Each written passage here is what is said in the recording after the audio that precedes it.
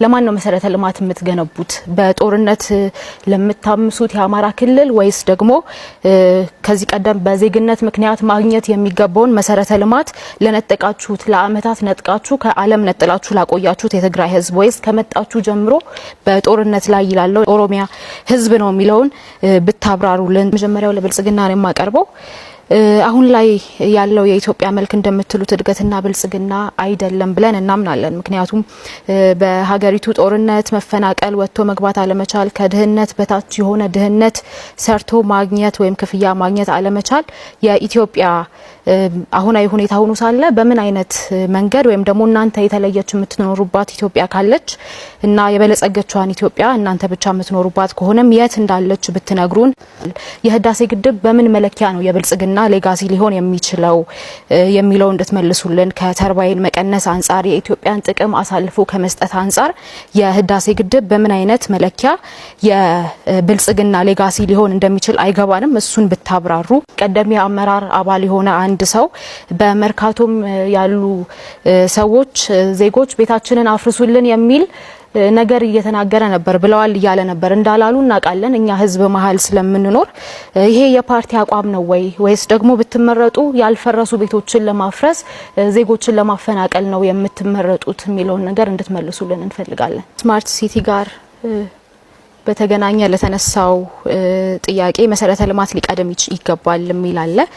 መሰረተ ልማትን እኛ ተቃውመን አናቅም። መሰረተ ልማት በእርግጥም ሊቀደም ይገባል። የእናንተ መሰረተ ልማት ዴፊኒሽን እና የኛ መሰረተ ልማት ዴፊኒሽን በጣም የተለያዩ ስለሆኑ ነው። ሌላው በጣም የሚያስገርመኝ ነገር ለምታደርጓቸው ተግባሮች በተለይ በፖዚቲቭ መንገድ ህዝብ ይመሰክራል ብላችሁ ህዝብን ምስክርነት ስትጠሩ በጣም የሚያሳዝን ነገር ነው። ምክንያቱም ከዚህ ቀደም ለእናንተ ህዝብ የሚመሰክረው ካሜራ ደቀናችሁና በተወሰነ ጥቅም ደልላችሁ ይሄንን ተናገር ብላችሁ ስክሪፕት ሰጣችሁ የሚመሰክረው ብቻ ነው ለእናንተ ሊመሰክር የሚችለው እንጂ እኛም የህዝብ አካል ነን፣ እኛም እናውቃለን። እኔ ሚዲያ ተቋም ላይ በምሰራ ጊዜ በመቶዎች የሚቆጠሩ በኮሪደር ልማት ምክንያት ተፈናቅለው ንብረታቸውን አጥተው ቤታቸውን በትነው ራሳቸውን ጭምር ያጠፉ ዜጎች ኬዝን አቃለው ስከታተል ነበር። ስለዚህ ያ ሲዘገብም ስታስፈራሩ እንደነበር ደግሞ እናንተም የምትክዱት ሀቅ አይደለም፣ ሚዲያ ተቋማችንንም ጋዜጠኞችን በግልም። ስለዚህ መሰረተ ልማት በመጀመሪያ ምንድነው የሚለውን እናንተ ዴፊኒሽኑን ልትማሩት ይገባል የሚል እምነት አለን። ዴፊኒሽናችሁን ትርጉማችሁን ልታስተካክሉ ይገባል።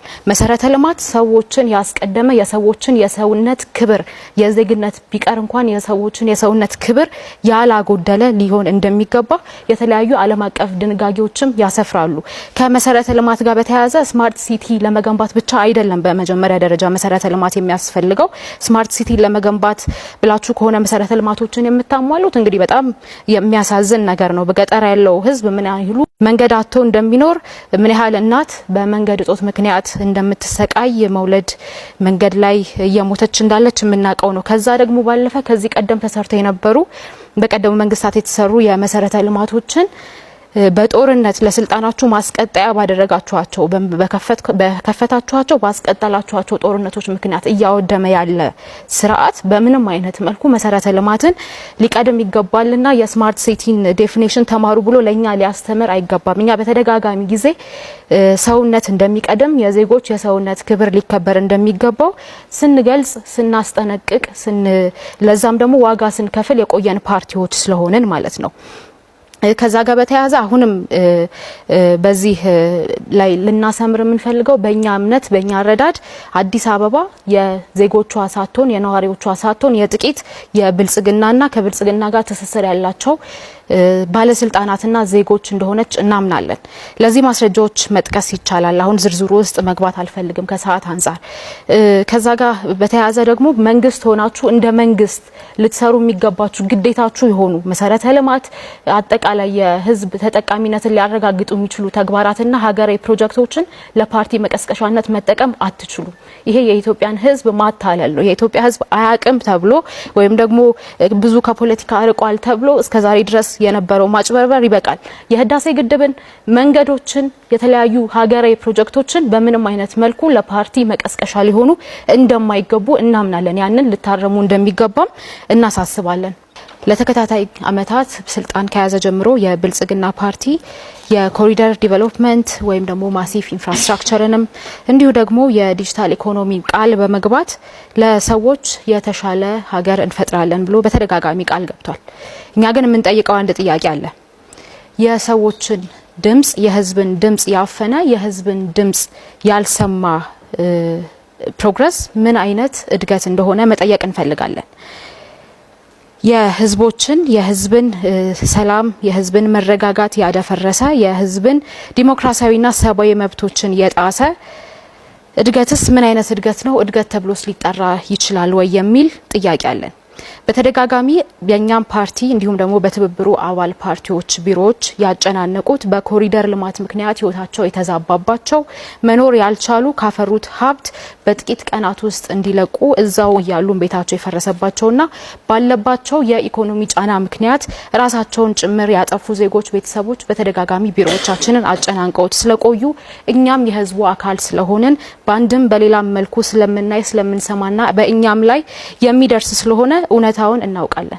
በተደጋጋሚም በሚዲያዎች ሲዘገብ የነበረ ቢሆንም ቅድም እንደተናገርኩት ይህ የዜጎች እውነት እንዳይሰማ ይህ የዜጎች እውነት እንዳይታፈን በእውነት ኢትዮጵያ የምንኖርባት ሀገር ምን አይነት ናት የሚለው እንዳይሰማ ሲደረግ ቆይቷል።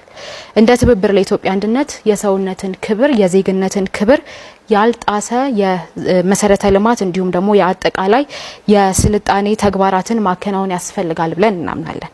እኛ መንግስት ብንሆን ዜጎች የሰውነት ክብራቸው ተጠብቆ በመረጡት ባመኑበት መንገድ ከኛ ጋር በተቀናጀ መልኩ ምንም አይነት ቅሬታ ሳይኖራቸው ብንል እንኳን ብዙሃኑን በደንብ በሚያስደስትና በትክክልም የሀገርን ሉዓላዊነት የሀገርን ክብር የሀገርን ልማት በሚያስጠብቅ መልኩ የምናከናውናቸው ተግባራት እንደሚኖሩን ለማረጋገጥ እወዳለሁ።